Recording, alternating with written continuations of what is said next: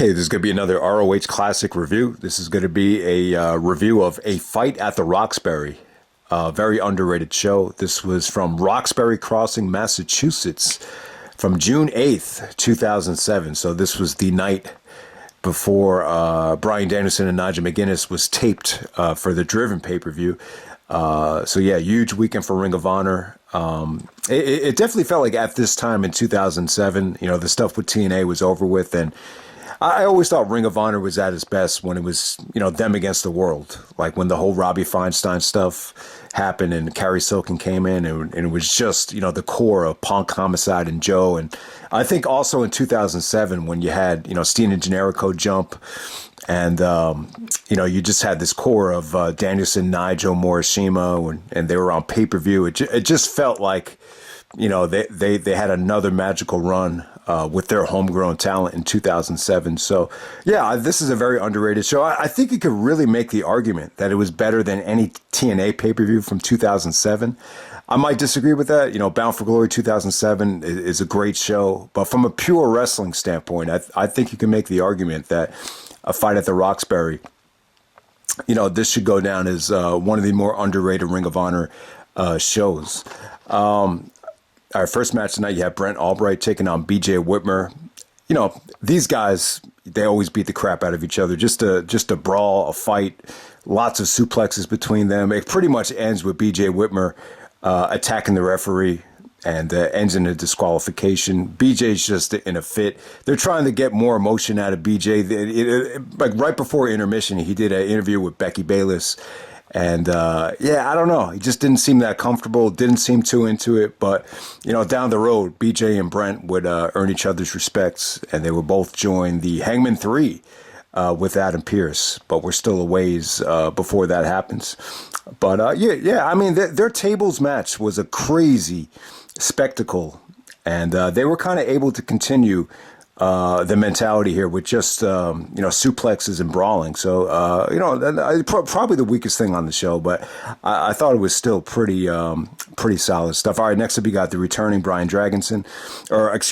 American Dragon, Bryan Danielson, to take on Jimmy Rave. This is a rematch from the 4th anniversary show. So, yeah, this was like the Driven Bryan Danielson, where he shaved his head. He came back a little bit more intense, a little bit more action-packed. It's funny, like when you look at Bryan Danielson, when he came in and won the Ring of Honor title, it was a little bit more clean-cut.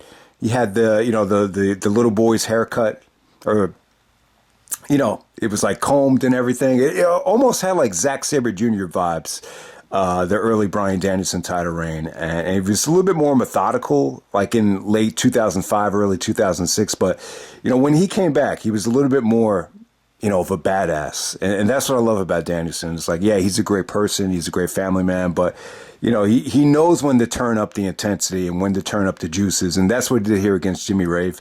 And it's funny, like when I look back at this match, it definitely wasn't, it wasn't as good as their 4th anniversary show match. They kept it short.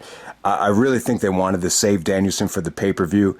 The very next night, him and Nigel would, main event, which was going to be taped for the Driven pay-per-view. So in a lot of ways, that's the very next night is the biggest match of Bryan Danielson's career at that time. So you could totally understand that they didn't want to go, have this match go a half hour and you risk, him injuring the shoulder. So yeah, this is really one of Danielson's first singles matches back from the shoulder surgery. So yeah, him and Jimmy were, they wrestled great here. Jimmy's coming off of the broken jaw. So that might kind of factor into why they kept this short. But I thought it was good, man. From a submission standpoint, lots of creative submissions from Danielson with the surfboard, and just the grappling here was just, something a little bit different to Bryan Danielson's arsenal. And he tried to stay away from the Jimmy Rave's heel lock. So Danielson did a really, really good job here. Very intense. This might have been one of the first times where he did the consecutive elbows for the finish, and he just came off like a badass. He just had that eye of the tiger, and puts Jimmy Rave away. And move on from there. We got Mark Briscoe taking on Kevin Steen, a.k.a. Kevin McAllister's brother. I love that line with a real mean buzz, like Kevin McAllister's brother. I think that was Apathy had that line from last year. But yeah, Mark Briscoe versus Kevin Steen. Oh God, this was awesome. This felt like it was no holds barred, false count anywhere, but it really wasn't though. They just beat the crap out of each other. I mean, their matches, the Steen and Generico and the Briscoes, for some reason, even though they're all over the arena, they're crazy brawls. They never feel like they drag, and they never feel like, oh, this is just a garbage brawl. Everything just feels so tight, crisp, and just beautifully executed. I mean, they punched the crap out of each other. You know, the flare bump into the crowd was crazy. You know, Mark Briscoe actually was thrown by the neck into a set of tables. Mark actually busted out some really, really nice exploders. At this time, Kevin was really awesome on the mic. You know, obviously Sami Zayn has proven that he pretty much is, you know, has exceeded maybe even Kevin Steen's charisma. But at this time, Steen was really the one, you know, being the bully, really being the antagonist on the mic. And he really had the gift of gab back then. Trying to remember the finish here. Yeah, so Kevin Steen goes over with the package pile driver in convincing fashion, but you know, him and Mark Briscoe, they punished the crap out of each other. I really, really liked it. Awesome stuff. Even at this time, like on commentary, the scouting report is that Steen just has surprising athleticism just for that size, surprising movements for that size. All right, so next up we got Nigel McGuinness taking on Claudio Castagnoli, taking on Chris Hero, and Lightning Mike Quackenbush from Chikara. All right, this was crazy. This was really, really good. All these guys pretty much have history together. You know, Nigel and Claudio, you know, they're both somewhat foreigners, you know, still trying to prove themselves. Hero has a ton of history with Mike Quackenbush. At this time, they were feuding in Chikara. I believe their match in Chikara in 2007. I believe it was Hero. He knew the secret Chikara special submission, and I believe that actually tied into the BDK angle. So it's crazy when you look back at the BDK angle in Chikara. I know some people are probably like, "What the fuck are you talking about?" But if you go back to 2010, you know, Chikara, most people thought it was promotion of the year because of, you know, Claudio's stable, you know, Cesaro, his stable, the Bruder Shaft. So yeah, there was a match between Hero and Quack where, you know, that's what really started the BDK angle because of, I believe the Chikara special was actually leaked and Hero actually used it to beat Quack. So it's amazing how layered that storyline was. But, you know, you get the point. You know, there's a lot of history here. Claudio and Hero, the Kings of Wrestling, they're actually challenging the Briscoes the very next night, which, you know, might go down as the most underrated Briscoes Kings of Wrestling match. I believe that was Briscoe's actually won that 2 straight falls, kind of continuing the 2 straight thing. But yeah, everything here was great, man. I gotta say, Quackenbush was the MVP. You know, him and Nigel didn't really touch a lot here. You know, I would have liked to seen Quack and Nigel go at it because that's pretty much the dream match in this scenario. But, you know, you got to see more of Quack's lucha style, his moonsaults, just really, really good stuff from Quack. Really entertaining action. You know, Hero and Claudio were actually teaming up and then they turned on each other. Nigel was great with his uppercuts and lariats. But surprisingly, Claudio actually gets the victory over Quack with a vicious looking European uppercut. But, you know, it was good stuff. It was great. For all these guys. Each and every one of these guys is trying to prove themselves at the time, and Quack as well. This was great exposure for Chikara. Nigel's hungry to win the championship. Claudio's on the verge of, you know, winning the race to the top tournament, and Hero is just, you know, really transforming himself from an athletic standpoint. Hero's really getting in good shape. They did this really funny skit at the end of the show with Hero actually running circles and lapping Bobby Dempsey, and then they're yelling at him. He's got that silver fat suit on. You remember Bobby Dempsey with Sweet and Sour. So, yeah. I just thought you just had a lot of really good elements here. Sometimes these 4 corner survivals just feel like filler, but this one really worked because I think everybody here just had so much history with each other. All right, next up we got Eddie Edwards, diehard Eddie Edwards taking on the Ring of Honor Wrestling School's Pelle Primeau. I thought this was good, man. You know, at this time, Eddie wasn't really like a full-time Ring of Honor wrestler. This is when he had the long braids. You know, they would only bring him in if they were like in the Boston area. I think it wasn't until maybe a year later where he signed with Sweet and Sour.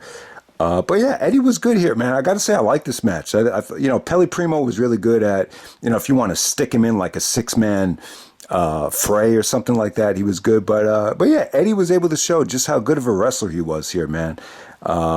You could even see it back then. So Eddie, you know, it didn't get too much time. I think a lot of people, when they see these ROH wrestling school matches, you know, right after intermission, you kind of, you know, classify it as filler. But Eddie actually goes over with what will become known as the Die Hard. You know, Kevin, no, not Kevin. What's his name? Prazak. What's Prazak's first name? God, it's not even coming to me. Is it Dan Prazak? Yeah, Prazak was actually saying, you know, Eddie actually beautiful spine buster, crossing spine buster. That Eddie Edwards pulled off for the finish. So that's actually the Die Hard. So what he does is he actually crosses the guy's legs and kind of hooks it and then does a spine buster. So that's the Die Hard. All right, so next up we got Matt Sydal taking on El Generico, also known as Sami Zayn. And it's funny, like whenever you watch these El Generico matches back, like you just say to yourself, man, there's a gold mine of charisma behind that mask, and you know, maybe El Generico should have been unmasked. And if you told someone they should unmask El Generico back in the day, they'd be like, you're a fucking idiot. Like, why would we take the mask off? But if you've known that you probably get one of the most charismatic wrestlers of all time, but, you know, I think what really helps Sammy out is just constantly being around Kevin. I think Kevin's personality, and I think all the personalities in Ring of Honor like really rubbed off on Sami Zayn, and I think that's why Sammy's so charismatic now. If you told him to unmask back in 2007, I don't know. Like even in 2013 when he did the podcast with Austin, like he just looked like he looked very shy. He just looked very green, like in terms of cutting promos, because he never really did it. And Austin's like, oh, he's a good-looking guy. So how come he took so long to unmask? But at this time, he's taking on Matt Sydal, and it's funny, like Matt Sydal got his break that summer. Like this was it for Matt Sydal. It's funny, the only time you got to see, oh God, the only time CM Punk wrestled on Rampage was against Matt Sydal, so it made me think of that as well. Yeah, Matt Sydal in AEW, I don't know. I guess he's just kind of getting old now. But at this time, Matt Sydal just was really young, really explosive, just breathtaking to watch. I mean, tons of hurricanranas, tons of shooting star presses. The only guy that WWE would trust to do a shooting star press. But yeah, maybe one of the first times ever you got Matt Sydal and El Generico. Really, really good match. You know what fucked this match up just a little bit? Was the referee. I think they tried using some local ref, and he messed up the count several times, where he counted to 3, and clearly Matt Sydal kicked out, and then they just had to continue the match, and there was actually chance of this ref sucks, and there even looked like there was an edit for the finish, so I'm not sure what happened here, but that just shows you how valuable a referee can be. You know, sometimes they could ruin a match. I remember my father saying to me, you know, the sign of a good cameraman, because he's actually a cameraman, you know, you don't want to notice the cameraman. I think I said this in the Bound for Glory 2008 review, where you had Steve McMichael refereeing. So sometimes, you know, you don't want to notice the referee. Like obviously the ref is there, but you don't want to notice him.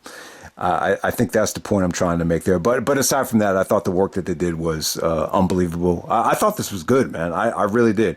You know, if you could look past the referee, you know, Generico did the torpedo DDT through the ring post, which he did against Roman, but he hit it even better here. It just looks so fluid and so graceful. God, the Generico actually went for Delirious's chemical imbalance. And then he kind of transitioned into a brainbuster, and then he drops him down for the power bomb. That was a great spot. Sydal did some beautiful counters to the Yakuza. There was one really, really breathtaking spot where Sydal gives him a Hurricane Rana, and when Generico comes down, he just kind of rolls through, like Eddie Guerrero used to do when he used to miss the frog splash. So I thought that was cool, and yeah, just really good stuff here. I think it was the standing moonsault that the referee actually counted 3, but Generico kicked out. That was a bad screw up by the ref. But yeah, Sydal actually gets the win with the Hurricanrana. I just thought, good stuff, man. This is definitely a great matchup here, and probably one of the only times you got it. I can't remember if we've ever gotten one-on-one with Matt Sydal and El Generico, but this would be it. All right, next up, we got Roderick Strong, Davey Richards, and Rocky Romero of the No Remorse Corps. I mean, yeah, Chase actually reviewed this show. It's the only review of this show up on YouTube, and it's the only C-Dude, full Ring of Honor review. So if you haven't seen it yet, definitely check it out. But he actually did mention that in the opening promo, the No Remorse Corps was sexually harassing Becky Bayless because, she was pretty, I got to say, she looked good. She kind of had the implants hanging out, and, Rocky and Davey were, they couldn't take their eyes off of it. So you had that going on there, but you got Roderick Strong feuding with Delirious at the time. So you got the No Remorse basically taking on what will become known as the Resilience. Austin Aries hadn't been cleared by TNA yet, to jump ship, I believe. That didn't happen until the Driven pay-per-view. So you got Delirious teaming up with Matt Cross and Erick Stevens. I gotta say, I thought this was good stuff. I mean, when you look at this match on paper, you just be like, this is like it's a co-main event for like a Ring of Honor B show, C show, maybe even a D show. So what's the big deal here? But yeah, everybody here was able to shine. I kind of understand why Gabe and a lot of people thought Roderick was a weak heel. A lot of people were chanting, and they did this throughout the whole time Roderick was the head of the No Remorse Corps in 2007. They would chant Roderick, like Roderick. See, I don't think you want that as a heel. Like if you're a heel, you want the fans to fear you. Like you want the fans to fucking hate you. But when you're chanting someone's name like Roderick, it's almost like you're just trying to annoy them. Like you don't really take them seriously. So I think that kind of ties into the fact that Roderick Strong couldn't get the No Remorse Corps over as a heel. But at this time he's feuding with Delirious. They feuded at Respect Is Earned, the first pay-per-view, which I don't know. Roderick Strong and Delirious, I think that's a bland combination. Delirious was the replacement for Kenta at Edison, New Jersey at Boiling Point 2009. It just doesn't have the same sizzle that Roderick Strong and Kenta has. But, it was good for Delirious. Delirious had a great following. I thought he looked really good in this match. He actually does go over with the Chemical Imbalance 2 over Roderick Strong to get the pinfall here. But God damn it, man. I got to say, Matt Cross was awesome here. I wouldn't say he's a great wrestler, but, he was able to showcase his athleticism and, gymnastic skills. I mean, he could just do stuff that no one's ever done before. You know who Matt Cross or Action Andretti really reminds me of? I think he reminds me of Matt Cross. The guy that Jericho just put over at Winter Is Coming. If you don't know who I'm talking about, he made an appearance by spearing Sammy Guevara at Revolution. The highlight of the match there was Erick Stevens. Obviously, Erick Stevens and Roderick went out of here. So Roderick actually trained Erick Stevens. So this was kind of like the start of their whole rivalry, which, I feel like we've talked about it a million times. But God damn it, Davey and Erick Stevens, hard slaps between both of them. Davey's just kicking the crap out of him, slapping him right in the face. Rocky busted out some really, really nice armbar submissions. So I got to say, man, hell of a match. Really, really good stuff. I mean, some people are going to just look at this match on paper and be like, it's like a filler 6-man tag match. But hey, it's the No Remorse Corps against the Resilience. They actually main evented Death Before Dishonor later on that summer in a street fight with Austin Aries. So, yeah, definitely not filler. I thought it was awesome stuff. And then the main event, we got Takeshi Morishima taking on Jay Briscoe for the Ring of Honor World Championship. Yeah, man. I thought Jay was great here. Jay and Morishima, they just had such a great brawl here.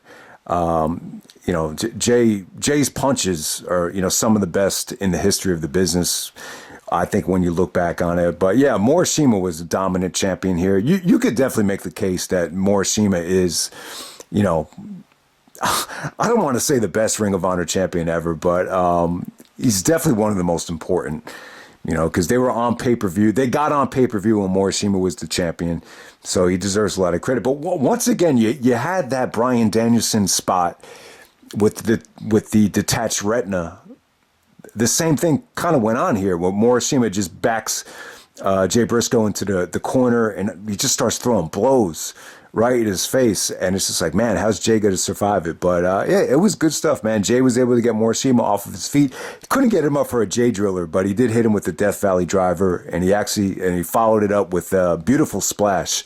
I mean, I would definitely say, Mark is probably the better high flyer with the shooting star press and just all the crazy stuff that Mark Briscoe could do, especially back then.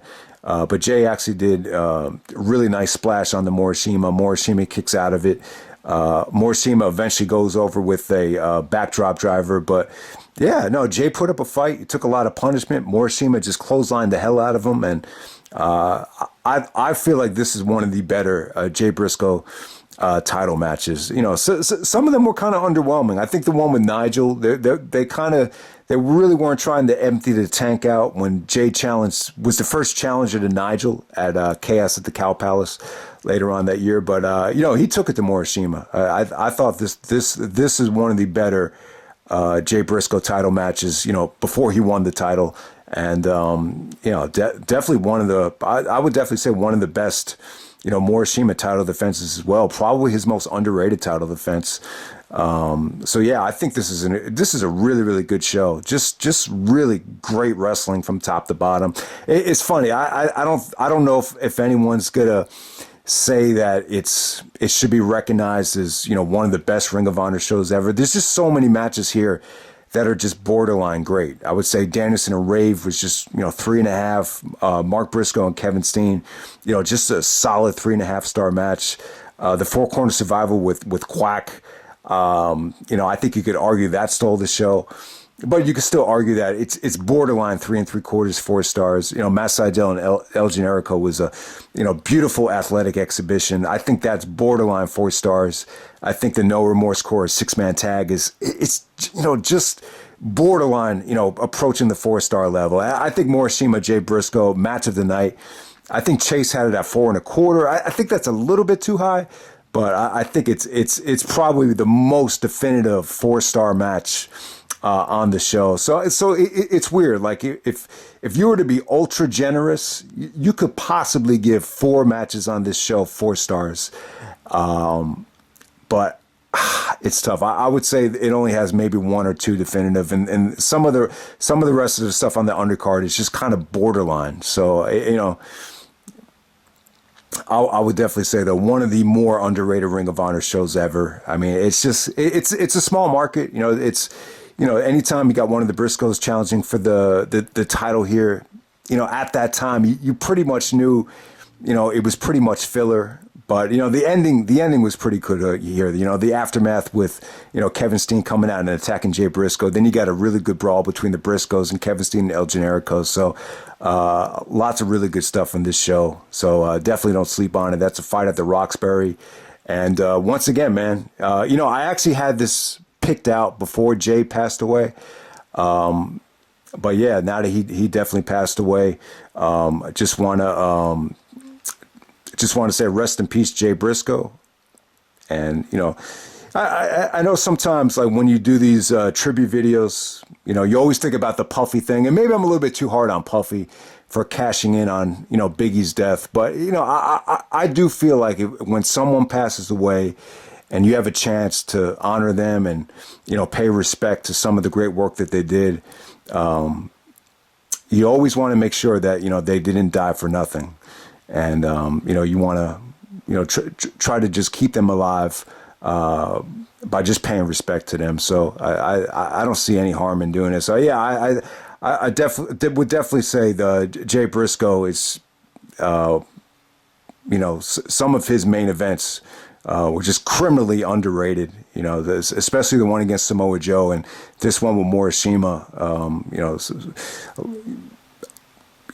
Mark didn't get as many title shots as Jay, but some of these Jay Briscoe title matches that have taken place, before Jay won the title, are really, really criminally underrated. And I would say this match with Morishima, this will probably go down as, I think, possibly, Jay Briscoe's most underrated match. So I'll leave it right there. That's a fight of the Roxbury, and I'm out. All right.